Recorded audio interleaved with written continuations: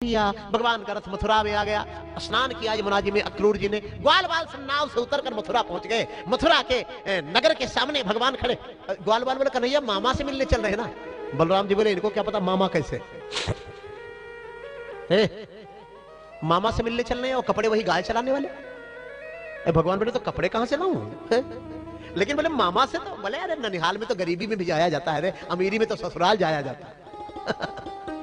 बोला नहीं कपड़े ठीक नहीं, कपड़े की व्यवस्था तो हो रही। एक धोबी फटाफट कपड़े धो रहा है यमुना जी के किनारे। ग्वाल बाल बोले ये मामा का तो धोबी, कपड़े भी मामा के, मांग लेते थोड़ी देर के लिए।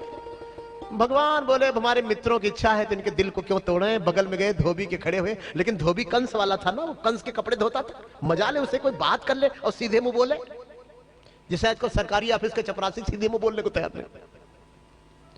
भगवान कृष्ण बोले मामा राम राम। अरे धोबी बोला ग्वारियों भाग जाओ यहाँ से, हम तुम्हारे कब के मामा? बलराम जी बोले कंस हमारे मामा तो तुम भी हमारे मामा। अरे धोबी बोला मैं जानता हूँ कंस तुम्हारे जितने बड़े मामा है, थोड़ी देर जिंदा भी मार डाले जाओगे। अरे एक छोटा सा ग्वाल खड़ा था। कन्हैया बोला ये बता, वो बोला कन्हैया ये बता पूतना वाले हाथ तो दोबारा भी कभी दिखाएगा कि बस एक ही बार? ऐसा कर, ये भी पूतना वाले हाथ दिखा इसको। भगवान ने उसको ऐसे मारा, उसका सर उछल के दूर गिरा, क्योंकि आए ही दुष्टों का विनाश करने थे। जो दुष्ट सामने आए उसका कंस का जितना संगठन है उसको सबको तोड़ने आए थे। कपड़े बड़े पहन तो लिए भैया, लेकिन कपड़े बहुत बड़े बड़े हैं। बांह 1-1 फुट बड़ी है, नीचे वाला तो नीचे लथर रहा है। एक दर्जी आगे मिला, उसने कहा प्रभु रुको रुको रुको, आप तो ऐसे ही सुंदर लगते हो, कपड़े की कोई आवश्यकता नहीं। उसने जल्दी जल्दी काट के जल्दी जल्दी सिला। आजकल तो दर्जी बहुत बिजी हो गए, कपड़ा दे दो तो 15 दिन के पहले देंगे ही नहीं। उसने तुरंत बलराम कृष्ण के कपड़े काट के उसने, भगवान ने उसे मुक्ति का वरदान दिया। आगे बढ़े, अब कपड़ा पहन लिया। एक माली बाबा था बढ़िया, वो इसे माला, भगवान को माला पहनाया। एक ग्वाल बोला कन्हैया चंदन बिना सब सोना रे। ना आज जैसे आप लोग खूब कपड़े पहन लेते हो, लेकिन कपड़े अंग्रेजी वाले पहनते हैं, उसमें चंदन का तो विरोध है, लेकिन मस्तक में रोली जरूर होनी चाहिए। सब हिंदू ये प्रतिज्ञा करो, भले कोट पैंट टाई पहनोगे लेकिन अपने चिन्ह को थोड़ा टीका, थोड़ा चंदन मस्तक में हो, आप दिखाई पड़े कि आप सनातन धर्मी हैं, आप हिंदू हैं। बोलो सत्य सनातन धर्म की। बोले बिना चंदन के मत्था तेरा बड़ा सुंदर कन्हैया, सोना लग रहा है। भगवान बोले लो तुम लोगों की अलग अलग मांग में कैसे पूरी करूं। एक 3 जगह से टेढ़ी, एक सुंदर स्त्री। अब आप लोग कहोगे महाराज ये कौन सी बात हुई, 3 जगह से टेढ़ी और सुंदर स्त्री? 3 जगह से टेढ़ी हो सुंदर लगेगी, लेकिन वो तो बड़ी सुंदर लग रही। उसका मुंह बड़ा सुंदर था, शरीर टेढ़ा था। ये आपकी दुष्टों के साथ रहने वाली बुद्धि, जैसे चोर बेईमान के साथ जो बार बार रहेगा उसकी बुद्धि ही टेढ़ी हो जाती है, वही कुब्जा है जो कंस के साथ रहती है। जो कंस की सेवा में है वो बुद्धि तो कुब्जा हो ही जाएगी, ये वही कुब्जा है कंस को चंदन लगाता। भगवान आगे खड़े हो, देवी कहां जा रही हो? कुब्जा बोली कहीं जा रही हूं, तुमसे मतलब, हटो सामने से। भगवान बोले तुम किसकी पत्नी हो? कुब्जा बोली किसी की नहीं। कहां रहती हो? बोले कंस राजा को चंदन लगाती हूं, सामने से हट जाओ। पहचाना नहीं हमको? भगवान बोले आपको हमने नहीं पहचाना, हम आपको क्या जानते? कुब्जा बोली आप बहुत दिन से हमको जानते हो, सिरदामा मनसुखा ने करे कन्हैया इसको तू जानता है, हमसे छिपाता है। अरे भगवान बोले नहीं जानता भैया, ये तो ऐसा ही बोल रही है। याद करो दिन, आओ माई आओ, याद करो दिन, मेरी नाक कान कटवाने वाले तुम ही हो। ये बलराम जी जो बड़े बने लक्ष्मण थे, मैं त्रेता की सुपर्णखा हूं, याद आया? भगवान बोले हाँ याद आया रे। बोले शिव ने मुझे वरदान दिया था, गर्ग संहिता के मथुरा खंड में शैव सुपर्णखा नाम राक्षसी काम रूपिणी, गर्ग संहिता के मथुरा खंड में प्रमाण है कि वही सुपर्णखा नाम की राक्षसी पुष्कर तीर्थ में महादेव की तपस्या करती है, और महादेव ने उसे मथुरा में कुब्जा होने का वरदान दिया। महादेव बरेड़ापि श्री कृष्ण से प्रिया भवत। उस समय भी मैं कुरूप थी, अब भी कुरूप हूं। चंदन तो तुम्हें लगाऊंगी लेकिन मैं तो पहुंच ही नहीं रही। अरे भैया कृष्ण के मत्थे पर कैसे पहुंच सकती है? बड़ी समस्या है। वो कैसे पहुंचेगी? जिसको आदत कंस की पड़ी है वो कृष्ण के मस्तक तक तो पहुंच ही नहीं सकता। भगवान ने ऐसे दाढ़ी में हाथ लगाया, ऐसे 2 बार झटका दिया, वो सर से सीधी हो गई। बोलो बाल कृष्ण लाल की। भगवान के मस्तक में चंदन लगाया, कुब्जा अपने घर चली गई। भगवान ने उसको उसके घर आने का वरदान दिया। द्वार पर कुबरेया पीड़ हाथी मदिरा पी के वो पीलवान, वो महावत, भगवान ने कुबरेया पीड़ को मारा। अंदर गए तो एक धनुष रखा है, धनुष बिना दोनों कथा नहीं है। इधर वाला धनुष जो तोड़ेगा उसके गले में सीता जी की माला पड़ेगी, और यहाँ वाला जो धनुष तोड़ेगा वही कंस को मारेगा। परशुराम जी ने महेंद्राचल पर्वत पर यह धनुष कंस को देते समय यह कह दिया था। गर्ग संहिता के प्रारंभ में यह कथा आती है।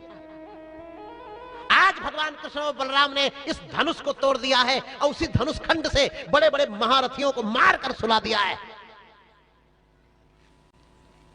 मुष्टिक और चारूर से युद्ध होता है, मल्ल युद्ध, वही अखाड़े में मुष्टिक को भगवान कृष्ण ने एक घूसा मारा मस्तक पर, और चारूर को बलराम जी महाराज ने पैर पटक कर धरती पर पटका। बोलो कृष्ण बलराम की जय।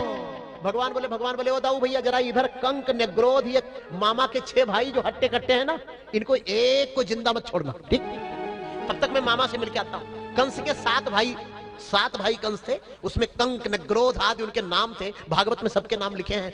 7 को बलराम जी ने संभाला। बोले आओ देखते हैं कितना तुमने दूध पिया है, और इन ग्वारियों का बल देखो, गाय पालने वालों का बल देखो। भगवान कृष्ण बड़े जोर से कंस के ऊंचे मंच की तरफ दौड़े। सावधान हो जाइए थोड़ी देर। बड़े ऊंचे मंच पर आतताई कंस बैठा था।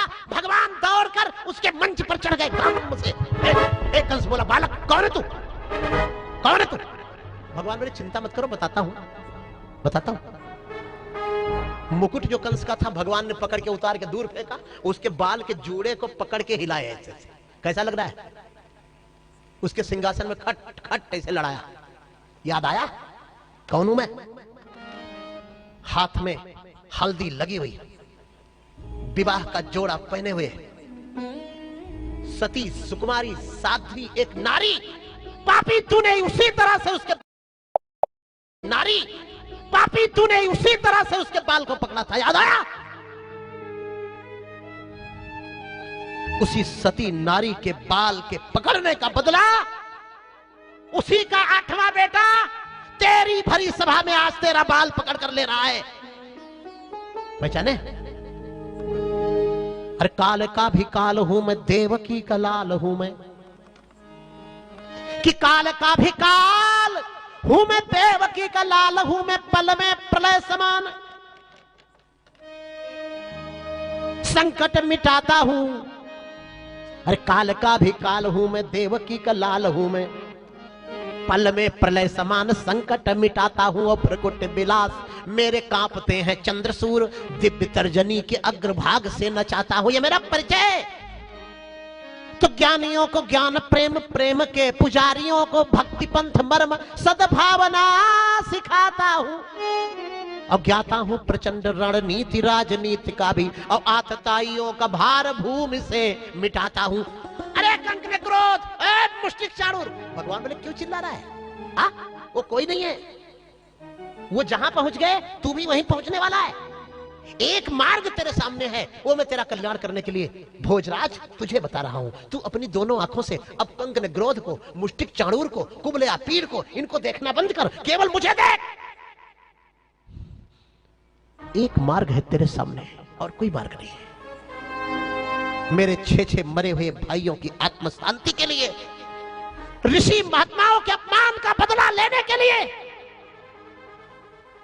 इस धरती से पाप के भार को सदा सर्वदा से उखाड़ को फेंकने के लिए, मेरी सती साध्वी माता देवकी के बाल पकड़ने के अपमान का बदला लेने के लिए आज तुझे मरना होगा।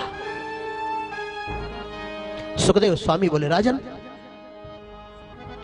प्रग्रह्य केसे सुबाल पकड़ लिया। भागवत में लिखा है, प्रग्रह्य केसे चलत किरीटम निपात्य रंगो परितुंग मंचात। ऊंचे मंच से भगवान ने कंस को एक ही झटके में घम से धरती पर फेंका, और तीनों लोगों का भार लेकर भगवान उसके ऊपर कूद पड़े।